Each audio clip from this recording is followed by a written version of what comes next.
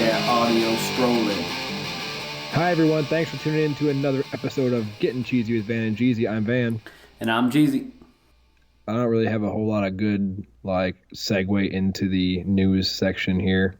Welcome to the news section, everybody. Well, that works.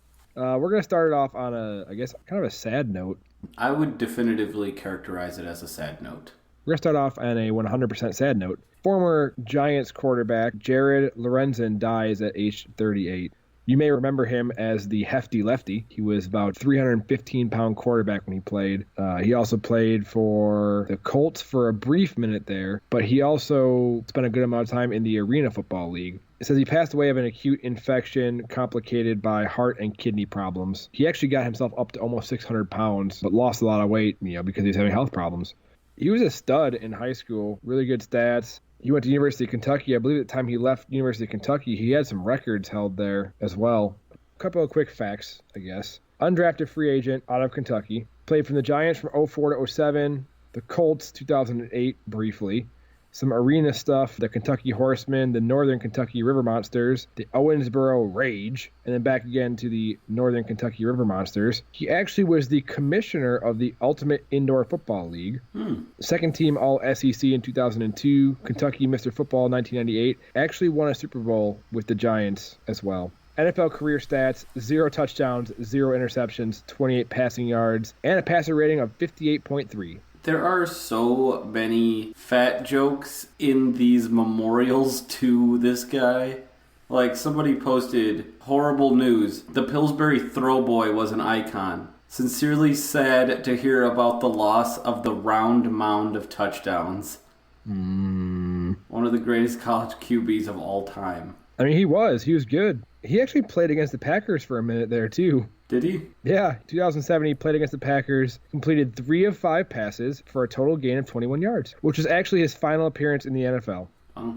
That's about it. I don't have much else to say about it. It was just the hefty lefty is what caught my eye. It is sad. I mean, the guy's only 38 years old. He was a University of Kentucky Hall of Famer. He's a baller. Even Eli Manning, for as weird and as uncomfortable as he is and makes people feel, Eli Manning actually had some nice things to say about him. He said, Jared was a great teammate and friend. We competed against each other in college and came to the Giants together. My thoughts and prayers go out to his family. I will always remember his competitive spirit and his good nature. Jared left us all way too soon.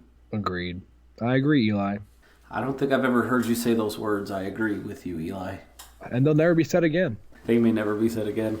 Jared Lorenzen also launched the Jared Lorenzen Project, where he chronicled his attempts battling obesity. And actually, ESPN even documented his story. I'm pulling all this information from Wikipedia, by the way, because. Well, there you go. 38 years old is just crazy young. I don't care to dwell on it much more. Well, shall we move on? Yeah, let's go to something a little better, a little happier. That was definitely bad news. Definitely a sour start. It's all up from here, hopefully. Well, I mean, as long as we don't cover any more people dying, I think we're okay. I don't think we have any more of that in the episode. I'm not really sure. I guess let's go on to the next one. Here's hoping. Here's to hoping. Jeezy found an article, CBSSports.com, talking about the NFL, the schedule difficulty rankings for 2019. And this one's primarily focused on the NFC North. Yeah. I was just saying. So anyway, this is ranking the NFC North. We'll try and get the other divisions in here as time goes on. But we're looking at the 4 teams, the Bears, the Vikings, the Packers, and the Lions, and how some of these teams face some of the toughest schedules in the NFL. This is CBS Sports, John Breach, reporting from the beginning of July, and he's rating the Detroit Lions schedule 103.75 with an overall schedule difficulty ranking of 9. First thing to notice there right away is that means if the Lions have the easiest schedule in the division and their overall ranking is 9th, that lets you know that all 4 teams have a top 10 schedule difficulty ranking. So we already know that all 4 teams are going to face tough schedules. You know what? What? I'm going to interrupt you. I think this second article takes into account stretches of road games and things like that. Like, it takes into account the overall schedule, not just wins and losses from the previous year. Which one does? The new one. The one that you're reading from right now. Either way, John Breach. Is that like John Wick? If that's what the John Wick franchise has become, I sure hope not. Well, Continue. Here's what it says. The easiest stretch for the Lions is going to be a 2-game stretch. First against the Giants, followed up by a trip out to Oakland in weeks 8 and 9. That's it. That's their easy stretch. That's it. It says their roughest stretch, though, is how it starts for 2019, starting with week 2. They've got Chargers, at Eagles, Wow. Chiefs, a bye week in week 5, which is super shitty, actually, at the Packers, and then hosting the Vikings at home. They get a powder puff game against Arizona to start the season. Yeah, to start the season, they basically continue the preseason. This guy refers to it as they'll basically be facing a gauntlet of death. I mean, seriously, the Chargers, the Eagles, the Chiefs, they get an early bye, which is just a fuck you to them. Then they come to the Pack and the Vikings. That's not easy. No, that's not easy. This says that stretch includes 4 teams that finished the 2018 season with a winning record. Unfortunately, we were not one of them. Shh, quiet. So next, it's got the Packers coming in at 3rd in the NFC North. Overall NFL schedule difficulty ranking of 8th, which means as much as the Lions are going into the gauntlet, we've got it worse, apparently. Wait, got it worse. That's what it says. The easiest stretch we have kind of lines us up for a mid to end of season push, where starting in week 10, we're going to play at the Panthers, bye week in week 11, at the 49ers, at the Giants, and then Redskins. We should do a show out there in North Carolina for at the Panthers week 10. I think he's got it wrong. I'm pretty sure that's in Green Bay because we played in Carolina 2 years ago where you and I went to the game in person. Yeah. Yeah, this is Panthers at Packers. This guy, I swear, man, he's get your shit together, John Breach. This article says the roughest stretch is going to be starting with playing in Kansas City in week 8, then going to the Chargers week 9. Yep. The Lions face something very similar. It also has a weird scheduling note here. The Packers are the only team in the NFL this season that will have to play a road game the week after playing a Monday night game on the road, which seems pretty shitty. And then also playing Minnesota on a Monday, week 16, we have to turn around on a short week and play on the road against the Lions week 17. I've also heard something along the lines of when a team plays a Monday night game 3 time zones away, they lose the next game every time. Where'd you hear that from? The internet. Quote the internet, nevermore. It might be right. It could be. Sounds plausible. So the Pack, 8th hardest schedule in the league. I think our team's going to be much better. I think that'll give us more than a fair enough test to see if we actually are. Number 2, Minnesota Vikings, schedule difficulty rating, 110.625. Overall schedule difficulty ranking, 2nd hardest in the NFL. Suck it, Vikings. This article says that the NFL decided to throw the kitchen sink at the Vikings during the second half of the season, playing against the Chiefs, Cowboys, Seahawks, Chargers, Packers, and Bears. Yikes. They need to go into the second half of their season on a winning streak, and that's because their easiest stretch starts in week 5. Over a 4-week period, the Vikings get to play the Giants, Eagles, Lions, and Redskins. So, I mean, the Eagles by no stretch should be an easy win. The Giants, hopefully will be. And the Redskins, I think, it's up in the air. They could be a decent team this year. We'll have to see, especially depending on how their quarterback situation comes together. Right. It also has a weird scheduling note here for the Vikings. They will play 12 games in Central Time Zone this season, which is tied with the Packers for most in the NFL. It also says, speaking of time zones, the Vikings will also be playing 2 games in the Pacific Time Zone, which could be a problem because since the NFL-AFL merger in 1970, Minnesota has never won multiple games in that time zone in the same season. And I really want to know, who the fuck finds these stats, dude? This is so obscure. Like... There is some nerd sitting at his computer like, you know what I just found out? What'd you find? I just found out the Vikings haven't won the Pacific Time Zone more than once in the same season. Fuck you, nerd. And the most difficult schedule in the NFC North, and actually the most difficult schedule in the NFL overall, Chicago Bears. So if they're trying to make it back to the playoffs, they got some work to do. It's also the Bears' 100th season this year. Yay! Their easiest stretch, it says, starts in week 10, ends in week 13. So they get to play the Lions, they play at the Rams on Sunday night, Giants, and then the Lions again on Thanksgiving. With their roughest stretch being coming out of the bye in week 7, they have to play the Saints, Chargers, and then at the Eagles. They also have a tough stretch at the end of the season, closing the year with Cowboys, away at the Packers, Chiefs, and Vikings. That's fucking hard. That is hard. You guys can go ahead and suck it, Bears. Yep, Bears. Sorry about it. You're getting the big fuck you this year for your 100th anniversary. No apologies in advance. If you get whooped enough, I might have some post-season. No, I don't give a single fuck. Not a single one. Sorry, Bears. I'm not. Good luck. Nope. Oh my gosh. Oh, well, I guess, do you have any closing remarks for the Bears at least? Fuck off. All right, there we go. And with that, we're on to our next story. Remember Randy Gregory, who got in all kinds of trouble and then he got suspended basically from the team? Wasn't Randy Gregory be like, man, fuck this, I'm going to smoke weed instead? I think that was the other guy. It could have been any one of those cowboy thugs. Anyway, Randy Gregory, been suspended 1,000 times. He's writing to get back into the league for this year. Cowboys are hopeful that Gregory would play during the upcoming season. It says, since joining the league in 2015, he's only played in 28 out of 64 possible games. This last season was encouraging, though. In 14 games, he racked up a career-high 6 sacks. But in February, he got suspended again. So we reported on him earlier. They're hopeful that he's going to come back. We'll see what happens. I mean, the Cowboys already gave Gregory a contract extension, so they really want him back. He's filing for a reinstatement, and we'll keep an eye on it, see what happens. Sure. And with that mini story, I'm cheesing my way back to you, Van, with a burning cheese inside. I like how you made the little microphone with your hand this time. That's right. It's the Packer section. As if I couldn't hear you talking to a microphone in your bathroom. Don't worry about my bathroom. I want to mention one real quick before we get to the real news of the Packers section. I came across an article right before we started here from Packers.com. The Packers have a program called First Down for Trees, where they go and they plant a tree for every first down the Packers gained in a year. So last year they planted 437 trees. This is the 9th year of the program. They've planted a total of 5,144 trees, which will provide $24.8 million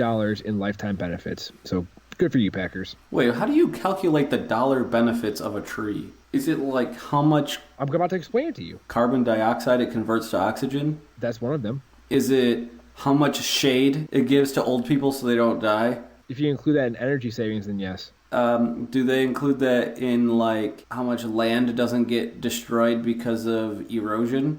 Actually, yes. You're getting close to all of them. You got, let's see, 1, 2, 3, 4.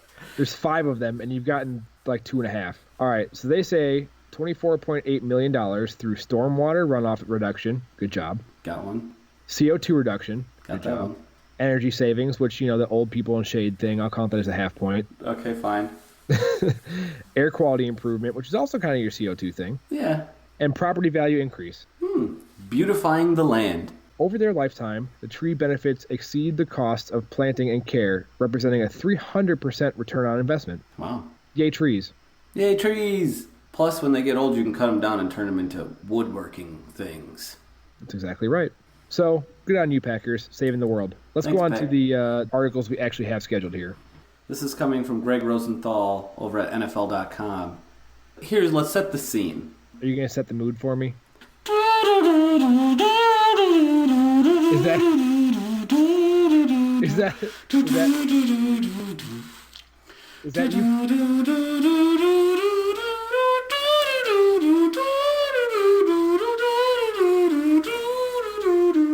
That's you playing.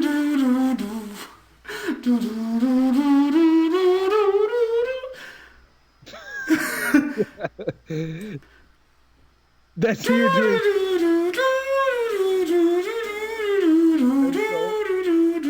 What'd you say? I couldn't hear you. I was going to say.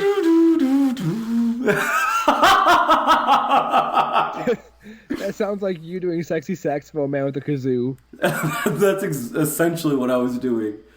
Okay, you set the mood. Carry on. Picture this. Aaron Rodgers won Super Bowl 45, I believe. They emerge victorious. And do you know what was special about that particular team? That Packers Super Bowl team? Had a really good defense. That was the last time, and I quote, the Packers defense was better than its offense. It's true. Actually, that Super Bowl featured the number 1 offense in the Steelers and the number 1 defense in the Packers. Fun fact for you, everybody. From what I understand, I don't know if this is still true, but it was true a while ago, that any time that happens, the number 1 defense always wins. I always say defense wins championships, so suck it, Steelers. I'm just dissing on people today. Suck it, Bears. Suck it, Steelers. Don't tempt me. You might get a suck it, too. Our defense is up and coming. You pick up Mike Pettin. He's enjoying his second chance. We've got Jair Alexander. We're really thinking, we just talked about last week how we expect him to be a future Pro Bowler. I'll say a shutdown corner. And a shutdown corner. I think so too. And so we've got all of that. We drafted for defense. I think our defense will be stout. And the thing that this person just wants to reiterate is that, quote, the Packers' defensive roster is loaded, and anything less than a top 10 performance will be a massive letdown shared primarily by general manager Brian Gutekunst and defensive coordinator Mike Pettin. I have to agree with that. I absolutely agree, because Mike Pettin's going into his second year having this defense installed, and we've added five solid defensive starters. In addition to those 5 great players we've added, you've also got Kenny Clark, who is ranked one of the top defensive linemen in the league. Absolutely. You've still got Tramon Williams. He's still super solid. Super solid. You've got Blake Martinez, who is also up-and-coming baller. I think he's super solid. I would already rate him there. I think he's super solid. And you've got Kevin King and Josh Jones, both also up-and-coming if they can stay healthy. That's the majority of the defense right there. That's pretty good. Plus, we got Darnell Savage. We just picked up. Looks like he's going to be a beast. Rashawn Gary is, I think, the bigger question mark for me. I think Savage is for sure going to be a beast out there. He's going to be playing next to Adrian Amos, who's pretty solid too. Yeah, Adrian Amos is also super solid. The defense should be so solid this year. The Bears may not have the top defense in the division. That's a reachable goal this season. I have some pretty decent expectations for the defense, but I also, if things didn't work and our defense was just average, I would also understand, because, like I said, you're going to a second year of this new coaching system, plus you've got a lot of new players coming into it. So if we're any worse than the top half of the league, it's been a failure of a year. I would hope to be top 10. I think that this sentence seals it and is really, truly my sentiment as well. Green Bay invested an incredible amount of money and draft picks into fixing its consistently mediocre defensive side of the ball, and that unit now looks audacious on paper. For the first time in a long time, perhaps Rodgers won't have to try to be Superman to win on Sundays. Echoing the same sentiment, the last line of the article is, for the first time in a long time, Rodgers' job may not be so difficult. Really, how long have we been saying it? And everybody can shit on the Packers about it, like, if Aaron Rodgers didn't have to bail us out every game for the past 13 years. Yeah. Look what happened the first game of the season last year against the Bears. Oof. Aaron Rodgers gets hurt after getting destroyed by Khalil Mack like twice, right before halftime. My brain, and yours as well, I know, both went to, well, here's a rebuilding season. I think we said that. I think we both said that immediately. Aaron Rodgers had to come out fourth quarter and just, be Aaron Rodgers and win. I think some things that I've been saying endlessly are finally going to happen. 1, we're going to have some fucking defense. 2, we're going to run the ball and run the ball consistently. And 3, I think somebody's going to stop calling bombs down the field as bailout calls all the time. I really hope so. Those are the 3 things that I kept saying last year. It's like, why don't we just do better? These 3 things. I also remember you saying a lot, Jimmy Graham is fucking open. He was open a lot. But he's so big, he's always open. You know who couldn't hit a wide open target? Who's that? Deshaun Kizer. Oh. Who sees himself not as Aaron Rodgers' backup, but as a future Super Bowl MVP. If you haven't seen the meme on our Facebook, Twitter already, go check it out. It's both news and a quick laugh. And a Jeezy original. It is a Jeezy original. Great job, Jeezy. Oh, thanks. This article from NFL.com, written by Sean Wagner-Mago. Deshaun Kizer, as we mentioned, sees himself as being, I guess, one of the best quarterbacks in the league in the future. Now, he does say one thing that I totally agree with. What's that? He says, for me to compare myself to another backup quarterback who's in or a tryout guy who comes in would be dumb of me, in the sense that I would be limiting myself because I don't see myself as a career backup in this league. I will say that is a very good point, Deshaun. That's very astute. That is very wise. You're right. If you compare yourself to subpar, you're always going to be setting your expectations low. So I agree with that. But here's where he starts tripping. He says, I don't see myself as Aaron Rodgers' backup for the final era of his career. I see myself as a future Super Bowl MVP. That's the goal I want to head toward. That's the level I want to play at. Therefore, if I'm competing and focused in on the backup competition, then once again, I'm limiting myself. Here's what I'll say. Where is DeShone Kizer even close to being good enough to start? Well, he's not. That's the thing. But where? I mean, even in Green Bay, even if Aaron were to say, like, just call it ring, ring. Sorry, changed my mind, can't play football anymore. Aaron Rodgers calls today. Sorry, can't play football. Aaron has a bunch of PTO built up, and he's like, listen, I got to use this. PTO. If I don't use this PTO, you guys are going to take it from me. So I'm sorry, but I got to burn this entire year worth of PTO. So, like, can DeShone fill in? And they're going to be like, DeShone Kizer, where does he think he can start? Okay, this is not necessarily maybe a fair example, but drafted by the Browns in the second round, 2017, started 15 games his rookie season, went 0-15, which is kind of not fair to throw a quarterback into that position, straight out of college, right into the NFL. But he threw twice as many interceptions as touchdowns. Here's the worst part. We straight up traded him for Demarius Randall. Straight up trade. And Demarius Randall killed it for the Browns last year.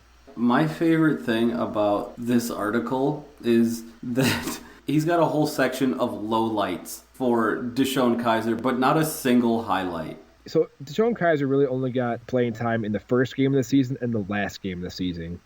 Neither time was good. No. Completed 47.6% of his passes, averaging 4.5 yards per attempt, 2 interceptions, no touchdowns, and a 40.5 passer rating. So in his low light section here against the Bears, he at the time were down 10-0, third and goal, about to score against the Bears. DeShone Kizer gets strip sacked by Khalil Mack, where Khalil Mack essentially runs up to him and says, "Give me that." And DeShone Kizer says, "You can have it." And then the second time, we're also down by 10. End of the second half, got the chance to set the tone for the second half, and DeShone Kizer scrambling, throws a pick directly to Khalil Mack, who then runs it back for a touchdown, setting an excellent tone going into the locker room.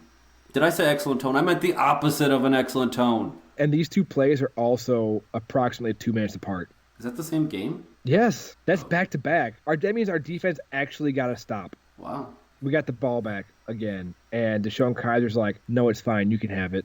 DeShone Kizer, you need more practice. This makes me angry because I said it when we traded for him. I was like, what the fuck? Why?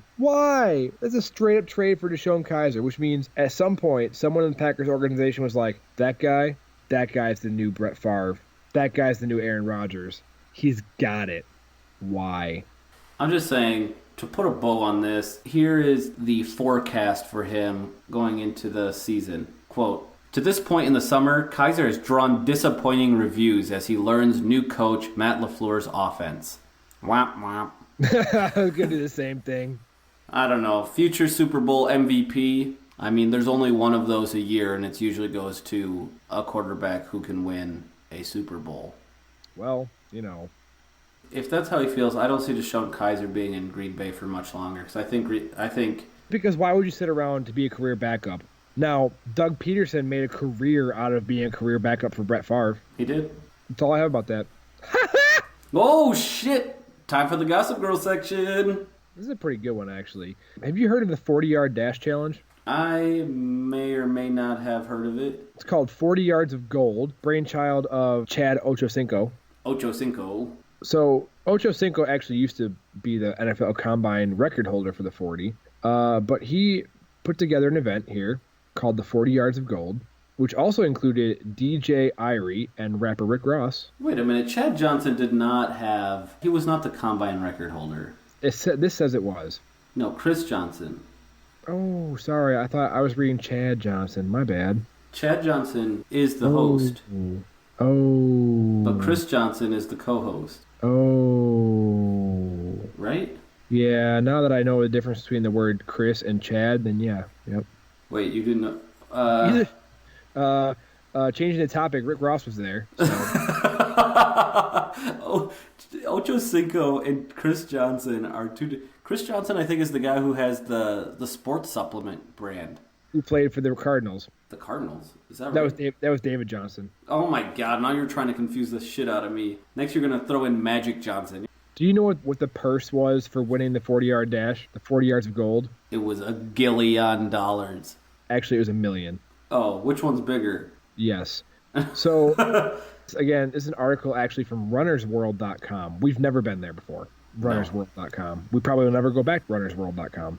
But only football stars were invited to the race. It was actually a bracketed challenge, 16-people bracket. You had Carolina Panthers' Dante Jackson, the Broncos running back Khalfani Muhammad, Alvin Kamara from the Saints, Robbie Anderson from the Jets. They all raced, but the one that won, the winner, Marquise Goodwin, who plays for the 49ers, who actually used to be an Olympic long jumper, claimed the crown by just 0.05 seconds. And on top of that, he won a big-ass check. Not just the value of the check, but the physical size. Yeah, it was very large. I want a giant check. I want to take one of those checks to the bank. Dude, I can write you a giant check, but it's going to be made out of construction paper, taped together, and it's going to be for about $3.64. I'll take it.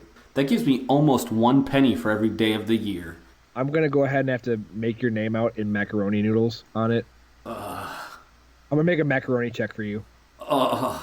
That's null and void. Because the fun part is, after you cash it, you can take it back with you and have yourself a meal. It'll have like all kinds of construction paper residue and glue. Well, how bad do you want it? The check? Check and dinner. Check, yes. Dinner. No condiments provided. So no cheese?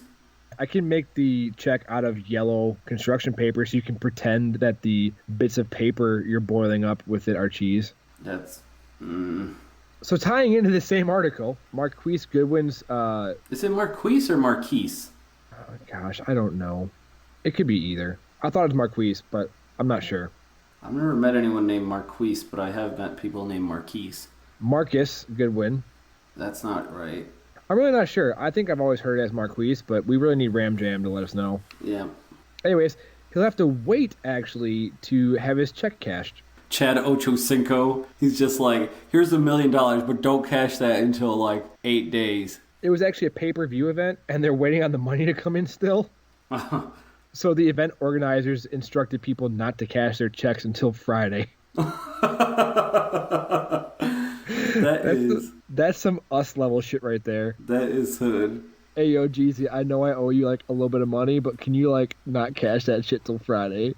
Oh, fucker. I'm telling you right now. If you cash that, boing. It's gonna bounce. Kids these days don't even know about checks bouncing. Did I tell you I've never written a personal check in my entire life? I actually did know that about you, yes. So there's a total of about $2 million in prizes handed out, and co-organizer Charles Stewart says, in regards to the tweets about payouts, everyone received their checks. We instructed them that they would be able to cash it by Friday. That shit is still so funny to me, dude. That's some hood shit right there. That's like, oh fuck, maybe we've got enough money to cover this. If we don't, we're just going to have to say sorry. I want to move on to the next article here because I think it's so ridiculous. You know how Marquise Goodwin got $1 million? Yep. Yeah, Antonio Brown spent a quarter of that on a chain. I don't even know if it was a chain. I think it was just a pendant. Back to the TMZ well. I'm not sorry about it. I found this one too. I'm not even sorry about it. I saw it. So it is an homage to Muhammad Ali, but still vain enough that he's combined himself with Muhammad Ali. So it's a bumblebee body with butterfly wings that is wearing the jersey number 84. Can I tell you what the title to this article is? Go ahead, tell me.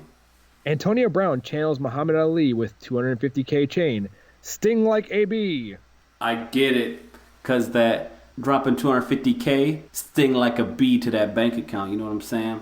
I looked at the little video thing. The wings have flapping movement. Honestly, I couldn't even tell really what it was. I had to look really close because it was so sparkly, I couldn't even tell. I mean, $250K worth of jewels that's a serious amount of bling bling, you know what I'm saying? So this guy, Gabriel the jeweler, hooked him up with the piece made with a combo of pear and baguette-shaped VVS and brilliant cut diamonds, totaling 65 carats on the Cuban chain and 50 carats on the pendant.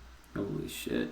Gabriel's also the guy behind Antonio Brown's GOAT rings he got earlier this year, and has also worked with Amari Cooper, Odell Beckham, and Jalen Ramsey. Wow. Why is it all wide receivers that are doing this? I think that it takes a certain showman sometimes to do that. I mean, there are people who aren't that way, but the people who are tend to be these kind of showmen, these wide receiver types. I don't know.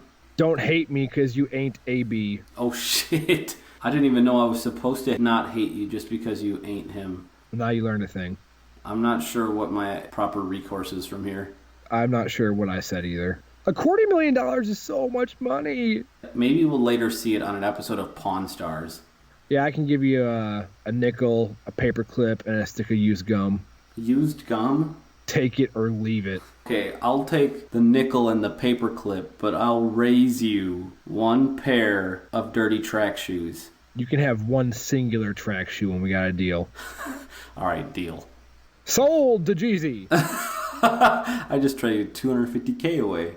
After the TMZ well was dry last week, we both went dipping. Had to. So apparently, Ezekiel Elliott, he was just being bad. And would you say that he got in trouble? he almost got in trouble for being bad. Getting in trouble. What does that even mean? What is being bad?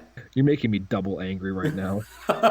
So first Zeke was being bad, and then he almost got in trouble. I still, as an adult, when people are like, I can't do that, I'm going to get in trouble. What the fuck? What do you mean you're going to get in trouble? You're an adult.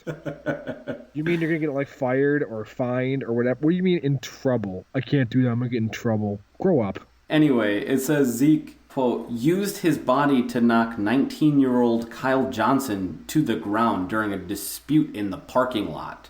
Anyway, at that scene, Zeke ended up getting handcuffed. He's being physical. He has a bit of an altercation here in Las Vegas. There's some video of it here also where they show him getting handcuffed. He shouldn't have been being bad. Shouldn't have been getting in trouble. Also, the guy that he checks, the dude named Kyle, looks like a kid named Kyle. Also, Zeke's fucking hair, it's out of control. The recording of this is so ridiculous. I mean, Zeke chased the guy around. He does. He's like stalking him. And then it almost looks like he stops to like get a bite to eat. Like he's holding, looks like a hot dog in his hand or something. What is he holding there? It looks like a hot dog. It looks like some kind of carnival snack. I'm not 100% sure. It's got the white paper like a carnival snack. Oh shit. Did you see where he actually pushes him down though? Yeah. He like pushes him into like one of those security guard rails. I saw it, I know. That would hurt so bad. It wouldn't be fun, that's for sure. Ezekiel Elliott, he ends up getting handcuffed. Needs to grow the hell up. I don't know. I mean, he's pretty jacked also. You know what Roger Goodell said? What did Roger Goodell say? It's fine. Just had that it's fine vibe about it. He also gave him a warning. He said, next time, you're going to get in trouble. Hey, Ezekiel, you better stop it or you're going to be in trouble. Thanks for nothing, Roger Goodell. You fucking wet noodle, you. I mean, I see this, and Zeke is being bad, of course, and he probably should have got a little bit in trouble. Maybe they should have suspended him from a preseason game or something. Dude, okay, no, that's not... I don't know, because, I mean, this is bad, but, like, how bad is it, really? I mean, in the grand scheme of things, when you got Tyreek Hill breaking 3-year-old arms, Adrian Peterson telling his kids to pick out a switch, like, this is essentially the equivalent of a bar fight, which I feel like he's been in bar fights before, hasn't he? I mean, this is not even quite that level. I think it's like a passive-aggressive fight. It's like they're having a fight, but neither side has decided to acknowledge that they are fighting. It's like they're, like, chest bumping, and then someone got chest bumped a little too hard. Fine. We don't have to get him in trouble, but nonetheless, Roger Goodell there to give a stern warning saying, next time, you'll be in trouble. And then Zeke goes, you know what Zeke did? What's that? It's fun getting into trouble. What's that from? I very vaguely remember that. That's from the board game Trouble. Oh, that's right. The kids game. That game was frustrating. Turns out it actually wasn't very much fun getting in trouble because that game was frustrating. It is a frustrating game. Anyway, we're moving on to the interesting take section. Van had found a little gem. Van, what have you to say about it?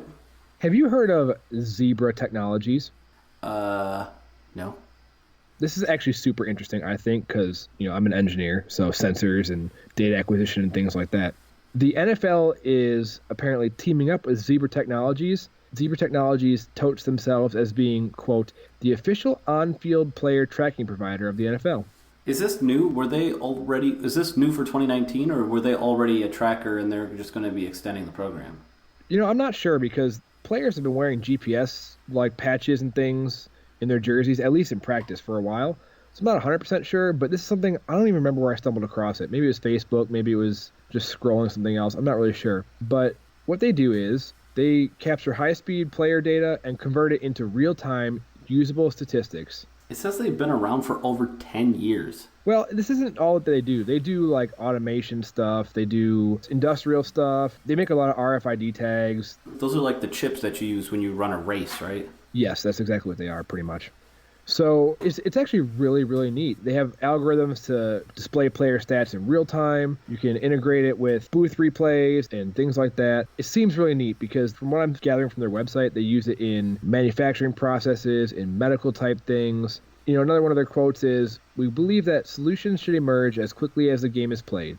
For manufacturers, real-time visibility means fewer line shutdowns and better products for consumers. Healthcare providers can better protect patient safety, and retailers can provide outstanding customer service." So they have what they call the visible value chain, which turns the physical into the digital. You'll know the location, motion, and state of assets, people, and transactions throughout your organization, so you can make smarter decisions based on meaningful data. Which, this is like a no-brainer to me, dude. If they're doing this, and actually the Packers.com forum I read every day, the Insider Inbox, they've been mentioning a lot recently about putting sensors in the football to use to determine forward progress, to determine if the football is broken the plane of the end zone or the first down marker. I think it'd be totally sweet. I think it'd be totally awesome. I think it would lift a huge weight off of the referees' shoulders. We wouldn't have to go to using a folded up index card to determine whether you had a first down or not, if you remember that. Yeah, I do remember that. I think it's interesting. I do like the idea of including more technology, but this goes back to the usage of instant replay. I do not want some technology coming out that then makes the game slower.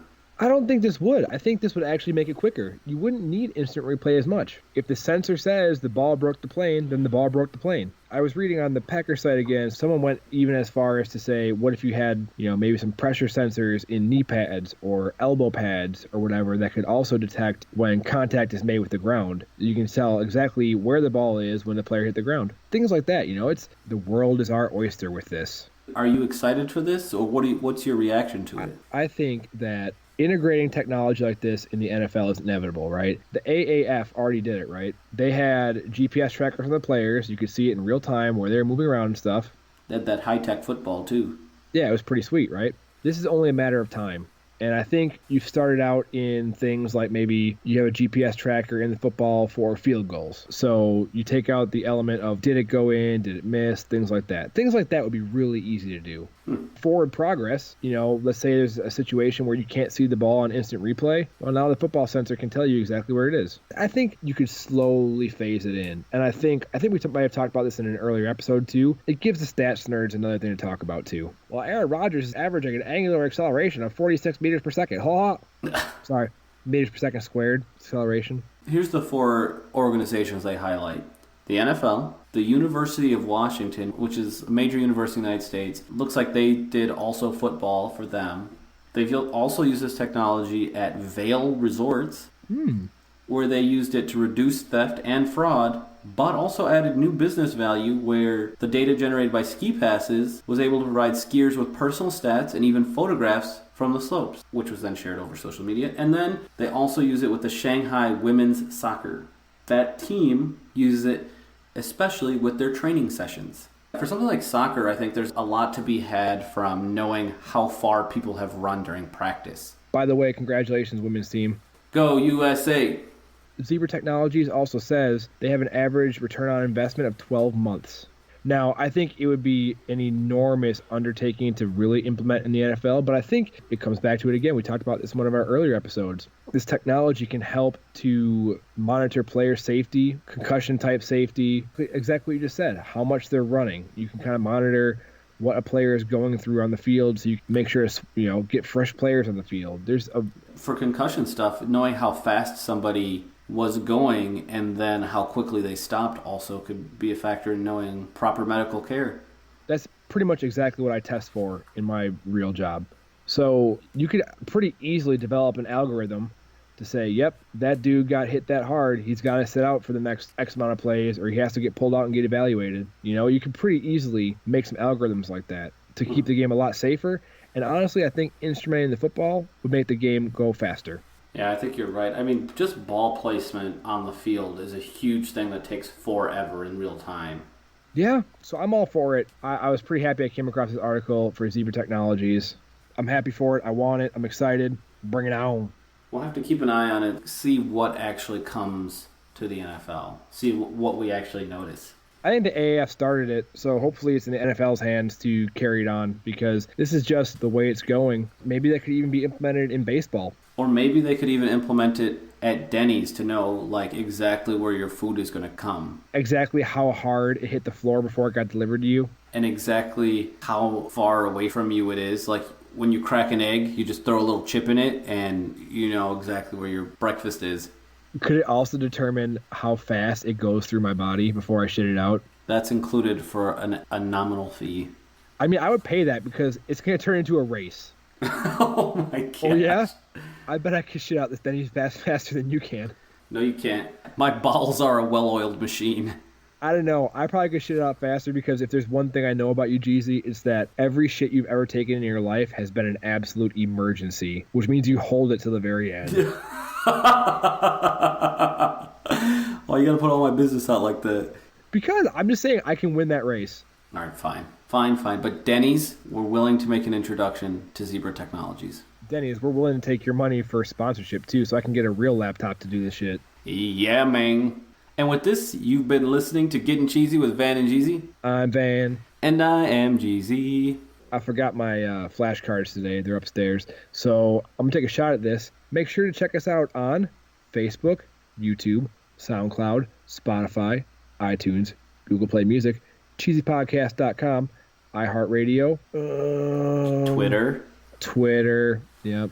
And we mentioned it before, but no one called in this time.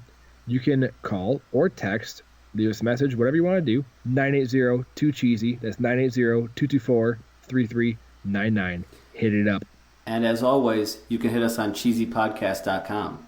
Or cheesypodcast@gmail.com.